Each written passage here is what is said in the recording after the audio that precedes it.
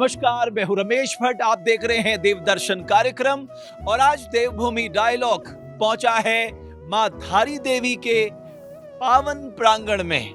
मां धारी देवी का नाम धारी देवी इसलिए पड़ा क्योंकि ठीक इसके बगल में अगर मैं आपको दिखाना चाहूं, ये धारी गांव है। यानी जब आप बद्रीनाथ के लिए जाते हैं तो श्रीनगर से 15 किलोमीटर आगे मां धारी देवी का ये पावन पीठ आपको मिलेगा। और मैं यकीन से कह सकता हूं कि जो सनातनी लोग हैं जो यहाँ आएंगे मां के दरबार में, मां उनकी मनोकामना जरूर पूरा करेगी। सर्वशक्ति महामाया नवदुर्गे जगन्मातरो दिव्यज्ञानी स्वरूपिणी प्रणमाहि मुहुर्मुहुः सर्वमांगल मांगल्ये शिवे सर्वार्थ साधिके शरण्ये त्र्यंबके गौरी नारायणी नमस्तुते। मां धारी देवी के चमत्कारों से आज पूरा विश्व उसे जानता है। और क्या है वो चमत्कार, कैसे मां धारी देवी एक दिन में 3 रूपों में दिखाई देती हैं, क्या है इसके पीछे का रहस्य, इसी को जानने के लिए आइए जो यहाँ के मंदिर के पुजारी हैं पंडित लक्ष्मी प्रसाद पांडे जी से मैं बात करूंगा। आपका अभिनंदन है पंडित जी। सबसे पहले मैं जानना चाहता हूं कि ये जो बात कही गई है ये अपने आप में एक बड़ा रहस्य है कि मां धारी देवी 3 रूपों में यहाँ पर 3 पहरों में दिखाई देती हैं। जी हाँ, ये सत्य है। और सभी भक्तों के द्वारा, भाई हम तो खैर देखते ही हैं, लेकिन जो पूरी दुनिया है जो यहाँ दर्शन कर चुके हैं उनको ये आभास भी हुआ है। आप सुबह के टाइम में आएंगे, आरती के समय तो आपको लगता है कि खिलखिलाती हुई हंसती हुई एक छोटी सी कन्या है। और आप अगर मध्यांतर में आएंगे, दोपहर में अगर आते हैं 12 से 1 बजे 2 बजे के बीच में, तो आपको बिल्कुल दिव्य उसका युवा चेहरा दिखाई देगा। और सायंकाल को जैसे थका हुआ जैसे चेहरा होता है माँ भगवती का, कि जैसे कितनी थक गई हो, एक उसके बुजुर्ग के रूप में वो दिखाई देती हैं। हाँ, दूसरा ये कलियासोड़ जगह है, मैंने बताया कि धारी गांव है। क्या इसके पीछे, क्योंकि कई सारी किंवदंतियां हैं, जनश्रुति हैं, है क्या? ये धारी गांव जो है द्वापर से बसा हुआ है। और किंवदंतियों में ये है कि माँ की मूर्ति स्वयंभू है। और ये पांडव लोग भी यहीं से बद्रीनाथ को गए थे तो उन्होंने भी यहाँ पूजा अर्चना की थी।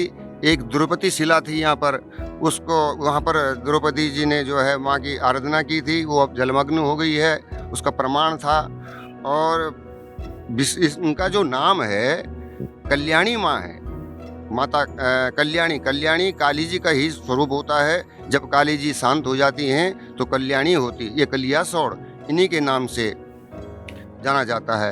कहा जाता है कि गुप्त काशी के ऊपर काली मठ है, ऊपर कालशिला है, वहाँ पर माता काली का अवतार हुआ था। और दुष्टों का संहार करते करते इस श्री क्षेत्र में जैसे उन्होंने प्रवेश किया तो उनका भगवान शिव जी के द्वारा उनको शांत किया जाना, तब से वो कल्याणी हो गई। पहले यहाँ उग्र पूजा हुआ करती थी, बकरे की बलि हुआ करती थी।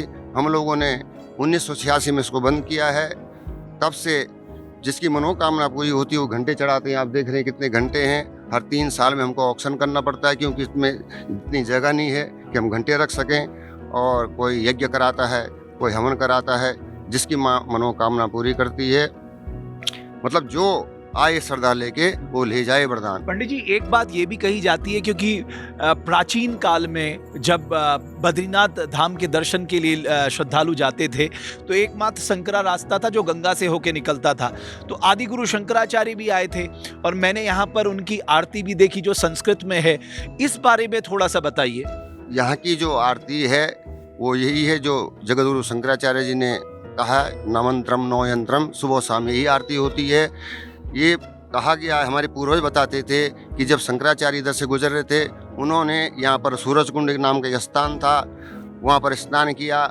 वहाँ पर माँ उनको जो है प्रकट हुई।